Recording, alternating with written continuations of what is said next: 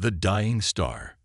The quantum drive hummed with a sound like singing crystal as the solar wind approached the dying star. Captain Velen stood at the observation deck, his four arms crossed in contemplation.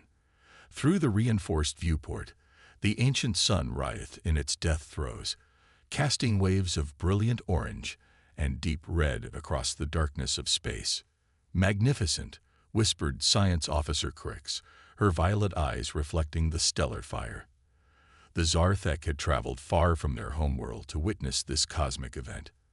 As a species that lived for nearly 300 cycles, they rarely had the chance to observe a star's final moments. "Energy readings are off the scale," reported Engineer Tom from his station. His fingers danced across holographic controls, each of his 6 digits moving with practiced precision. "The gravitational fluctuations are creating some interesting quantum distortions." Captain Velen turned from the viewport, his tall, slender frame casting a long shadow across the bridge. The silver patterns on his blue-gray skin pulsed gently with bioluminescence, a sign of deep thought among his people. "How close can we safely approach?" "Current calculations suggest we can maintain position at 30 million kilometers," Pham replied. "Any closer and the radiation might interfere with our shields." Navigator Isa adjusted their course, her antennae twitching with concentration. The solar wind was the pride of the Zarthek Science Collective, a vessel designed for deep space exploration, equipped with the most advanced technology their civilization had developed.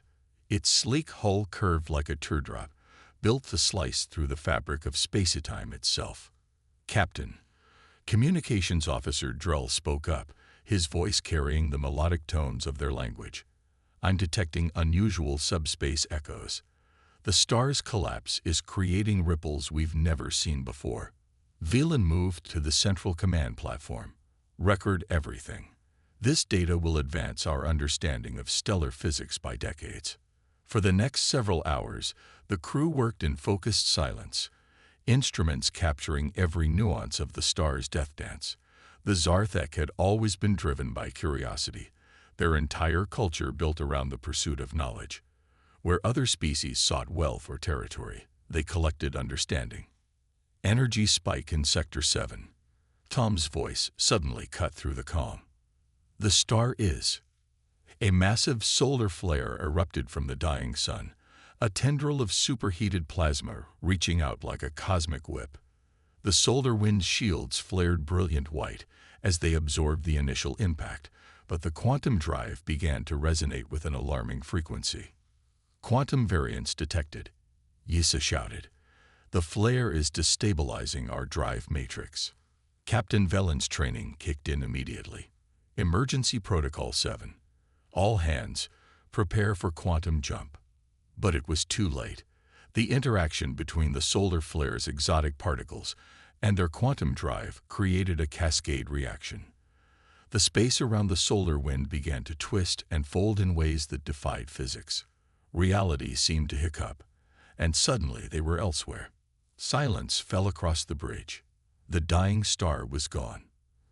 In its place stretched an unfamiliar starfield, constellations their astronomers had never mapped. "Where are we?" Velen asked quietly. Isa's antennae drooped in confusion. "Unknown, Captain. The quantum surge threw us somewhere.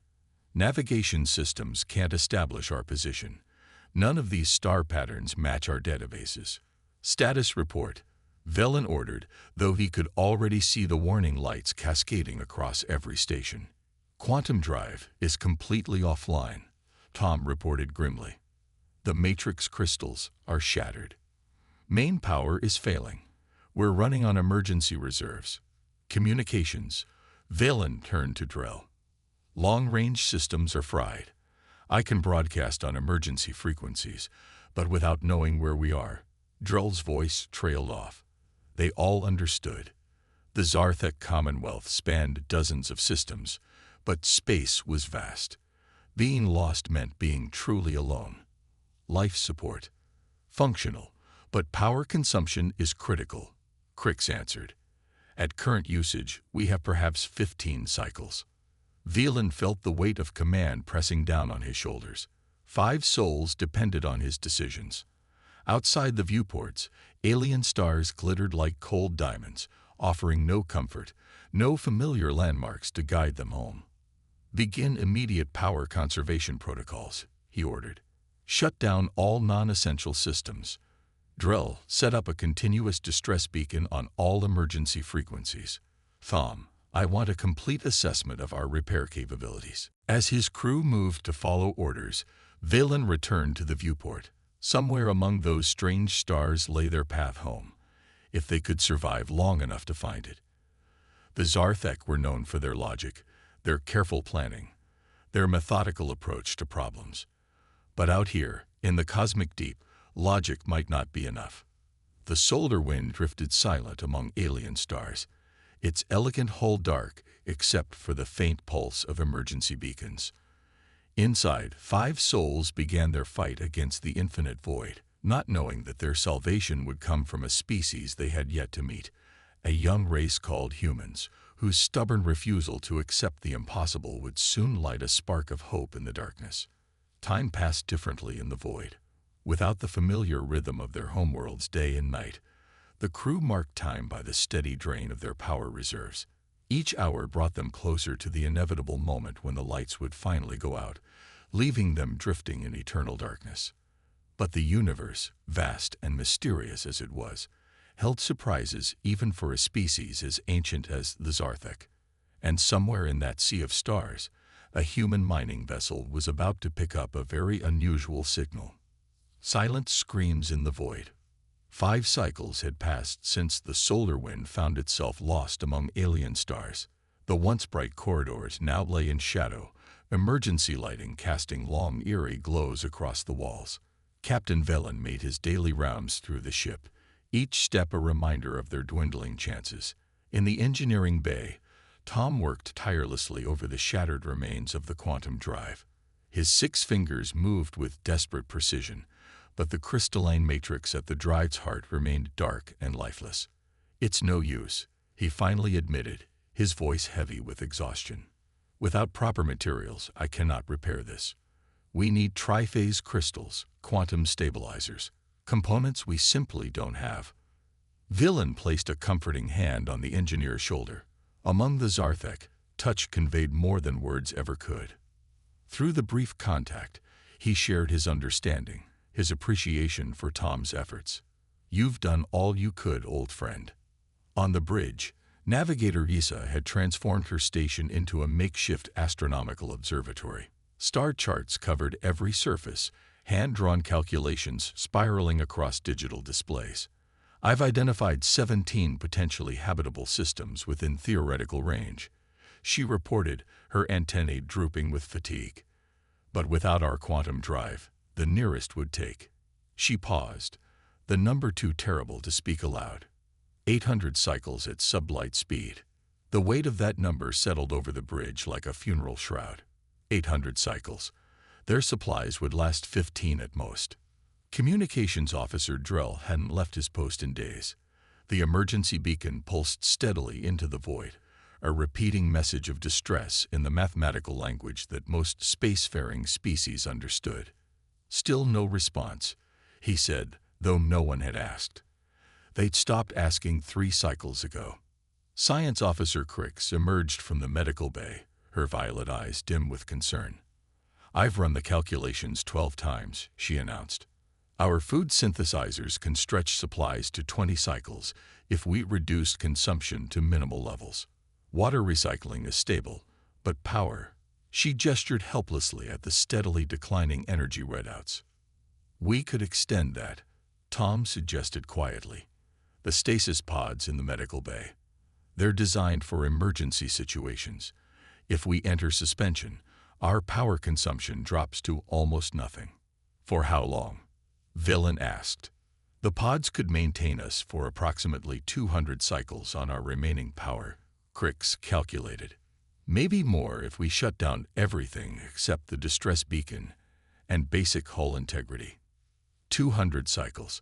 It seemed like an eternity, yet in the vastness of space, it was barely a heartbeat. Velen looked at his crew, these brilliant minds who had chosen to follow him to the stars. They deserved better than a slow fade into darkness. "I won't order anyone into stasis," Velen said finally. This must be a choice. The debate that followed revealed the cracks forming in their unity. Yssa argued for remaining active, convinced she could find a solution in the star patterns. Drell insisted they maintain full communications, believing rescue was just a matter of time. Tom wanted to attempt increasingly desperate repairs, while Crix advocated for the logical choice of preservation. As discussions turned to arguments, something unprecedented happened aboard a Zarthek vessel: emotional breakdown. Their species prided itself on logical thinking and emotional control, but the vastness of space and certainty of death wore away at even the strongest minds. "What's the point?" Drell suddenly burst out, his melodious voice cracking. "We're sending signals into nothing. No one knows we're here. No one's looking for us. We're already dead. We just haven't accepted it yet." The outburst shocked them into silence. Among the Zarthek, such displays were almost unheard of. Velen watched his communications officer crumble, years of training and discipline washing away under the pressure of their situation. "I have a mate," Drell continued, his voice now barely a whisper. "2 younglings. They'll perform the ceremony of loss, place my memory crystal in the family shrine. They'll move on, believing I died with honor among the stars. They'll never know I spent my last days slowly suffocating in a metal tomb." Crix moved to comfort him, but Yssa intervened with unexpected vehemence. "You think you're the only one with family.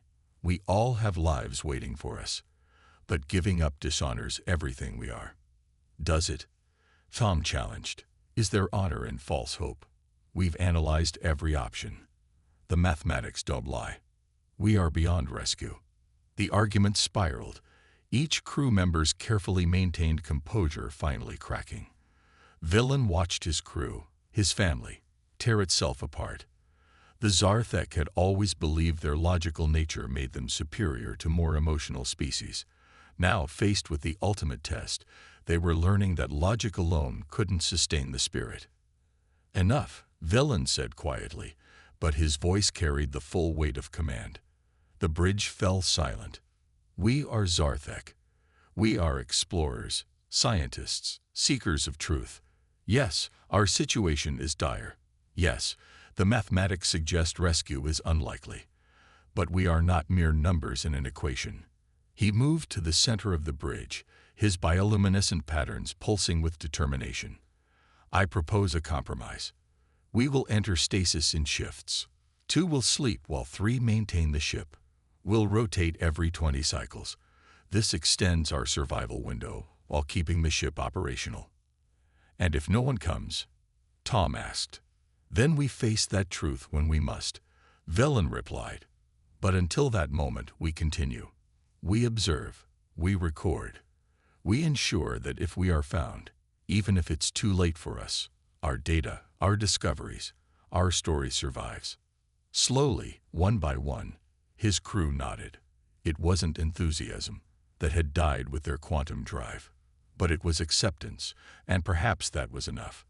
They spent the next cycle preparing. Personal messages were recorded, final observations logged. The stasis pods were checked and rechecked. Drell and Tom volunteered for the first suspension, their skills less immediately crucial than the others. As Velen watched the pods close over his crew members, frost beginning to form on the transparent covers, he wondered about the universe's cruel irony. They had come to observe a star's death, only to face their own. The solar wind had been built to pierce the veil between stars, to dance through dimensions. Now it was a drifting tomb, its elegant hull hiding the slow decline within. Standing alone on the bridge, Velen made a decision. He would take the longest watches, ensure he was the last to enter stasis if it came to that. A captain's duty was to his crew, even unto death. The stars outside remained cold and unfamiliar. The distress beacon pulsed its rhythmic call into the void. And somewhere in that vast darkness, though Velen couldn't know it, a human mining vessel was changing course, its crew arguing about strange sensor readings and the wisdom of investigating unknown signals. The universe, it seemed, still had surprises left. But first, the solar wind would drift deeper into the dark, its crew suspended between hope and despair, waiting for a miracle they couldn't imagine. A species foolish enough to risk everything for strangers, stubborn enough to attempt the impossible, and clever enough to actually succeed. For now, though, there was only the silence, the slowly dimming lights, and the mathematical certainty of their doom. The Zarthek had always trusted in logic and reason. Soon, they would learn that sometimes the universe favored those who defied both.